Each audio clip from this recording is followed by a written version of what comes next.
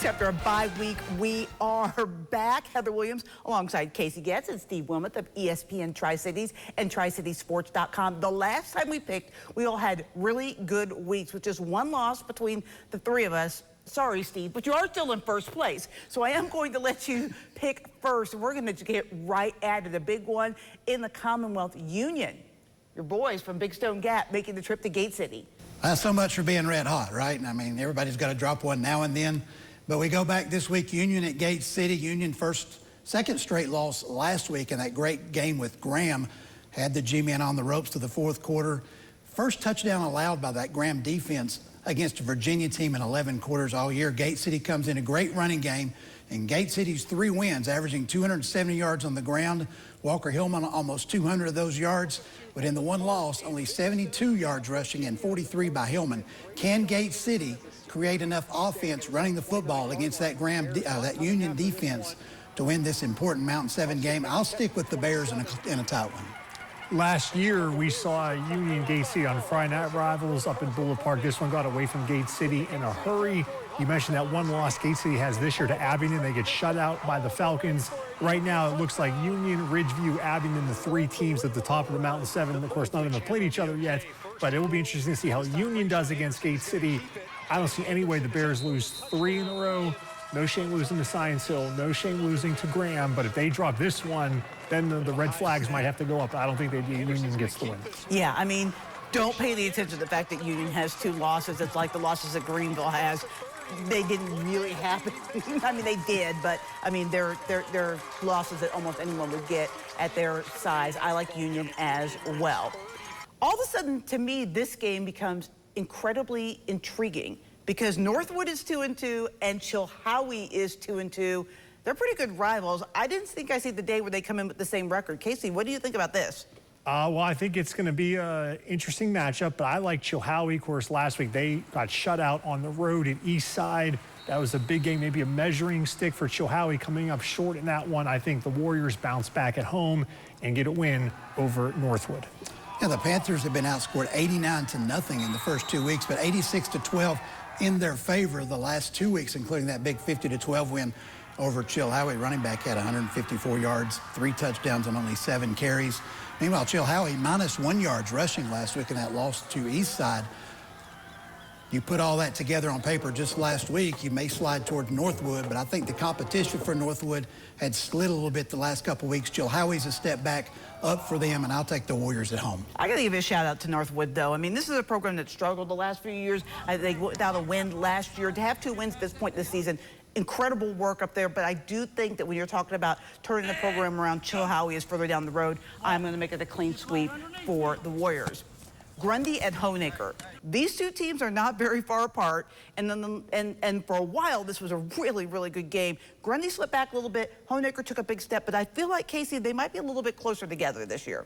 I was definitely surprised last week at the score of the Grundy-Patrick Henry game, 54-50, a shootout in Glade Spring. I mean, I thought Grundy, you mentioned a couple years ago when Ian Scammell and company were there, they were running through everybody for the most part. Honaker, I think, a really character-building win for them going to Holston last week, who was undefeated. After they got blown out at home against Rye Cove in a big game, they bounced back on the road and beat an undefeated team. I think Honaker's got a little juice going now after that Holston win. I like the Tigers at home. Yeah, Honaker's that team that cooled me off a little bit a couple of weeks ago, but they bounced back nicely last week. Honaker, after that loss, kind of went back and said, okay, who's our best playmaker? How do we get Avery Music the football? They found a position to line him up last week, and the matchup with Holston they liked. They stuck with it. He responded with 7 receptions, including a touchdown, also a touchdown running. Meanwhile, Grundy, that defense, the offense did score a bunch of points last week. That defense allowing about 50 points per game. I don't think they're going to do enough to stop both those Music brothers, and I'll take Honaker again at home. Yeah, I was going to say the last team you want to see when you're giving up that many points is Honaker, because they can, even with all of the playmakers they had a year ago, they can still put up points in bunches. I will take Honaker in this as well.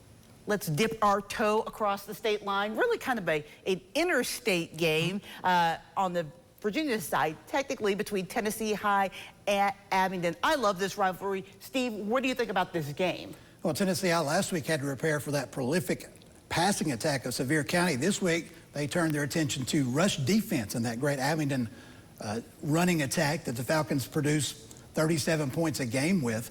Tennessee High actually ran for a lot of yards last week at Sevier County, 265 yards. I think whichever team is able to produce more rushing yards will come out on top of this one. Plus, I think Abington's passing game just a bit better than Tennessee. I think the Falcons make one more play through the air. I'll take Abingdon at home. This has been a nice series, to your point, Heather. These two schools maybe pretty close to the same size. Tennessee High maybe a little bit bigger by Abingdon, but not by much. The Vikings have won the last two in this series. Abingdon did win pretty big in 2021 against the Vikings. And really, you look at the schedules of these two teams. Abingdon, their best win of the season was on the road at Christiansburg. Tennessee High, their only win on the field was against Sullivan East. So you have two teams maybe with some question marks. I was at the Tennessee High game for the first half against Sevier County last week. We saw Mr. Newman throw 4 touchdowns in the first half for Sevier County, had a few more. But I do agree with Steve. The ground game for Tennessee High was getting it done with Turner Elliott, Trent Dowdell. I think the Vikings ground game, they bounce back this week. I like Tennessee High on the road.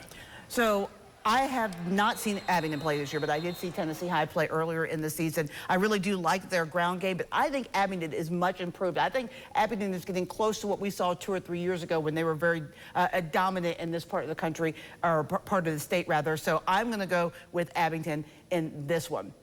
Oh, who doesn't like a good rivalry? When you have something green against something green, you know it's going to be a great game. We've got West Greene going to South Greene. Casey, who are you picking in this one? I'm going to take Coach Sean Jones and those Rebels. They had a Week 1 loss to David Crockett by a touchdown. They have not lost since then. They've had a bye week in there as well, maybe kind of sneaking under the radar a little bit, South Greene. But I think the Rebels big in this Greene County rivalry. Yeah, the Buffaloes, a Class 2A school, really hurt by injuries, decimated with 7 starters out last week, including their starting quarterback. I have not gotten the latest high school injury report yet this week. Check your inbox. Yes, if I get one, it won't be truthful. Let's lay it out there. But nonetheless, we do not know how many of those players for the Buffaloes, if any, will be back this week. I don't know that it would matter. South Greene is really rolling. South Greene the last few weeks, 3 straight wins, averaging 47 points per game. That's what West Greene allowed last week against Unicoi County, so I'll take the Rebels. I think we talk about people riding under the radar. I think Jacob Susong for South Greene is maybe the best player that nobody's talking about in the area right now. I like South Greene in this one as well. All right, and the big game of the week, Casey will be on the call. West Ridge at David Crockett. Really an intriguing matchup between two schools. One's a little bit bigger, but I mean, pretty similar type schools when you think about it. Yeah, they've played every year West Ridge has been in existence.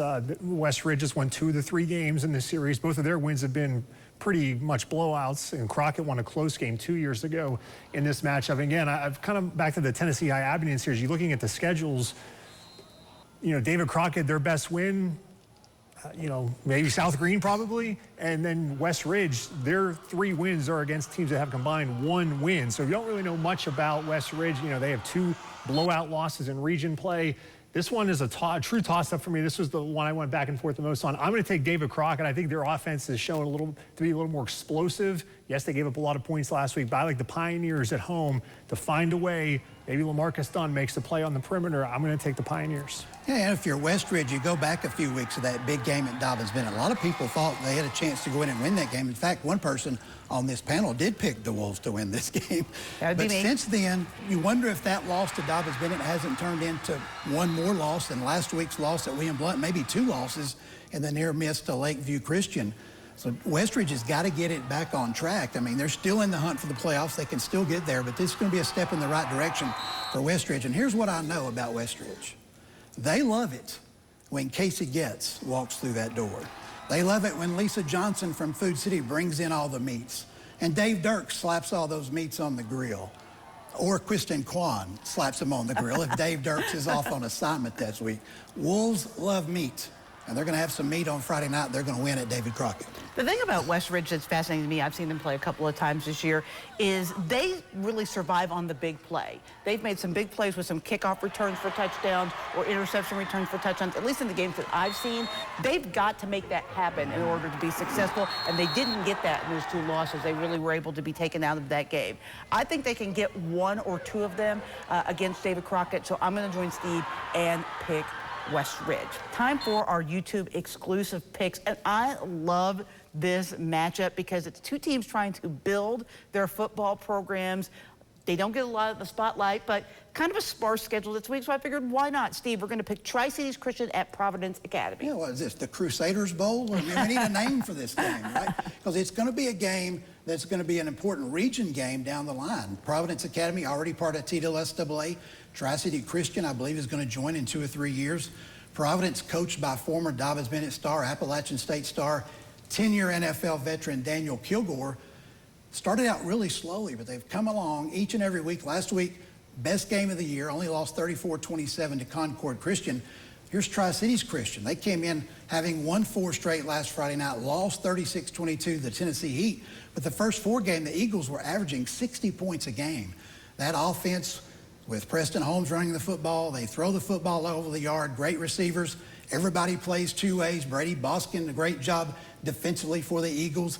They built their program from the strength standpoint on powerlifting, and they're off to a great start. I think their program is just a little bit more down the line, a little bit more mature than Providence Academy. So I'll take this game, Tri-Cities Christian, at ETSU, by the way. Yes. Under the lights there at Greene Stadium. I guess this will be the second high school game. It was Boone and Elizabethton played at ETSU last weekend, and we got another one in about 6 weeks as well. And Jeremy Boskin, he's still the coach of Tri-Cities Christian, right? Former David Crockett coach.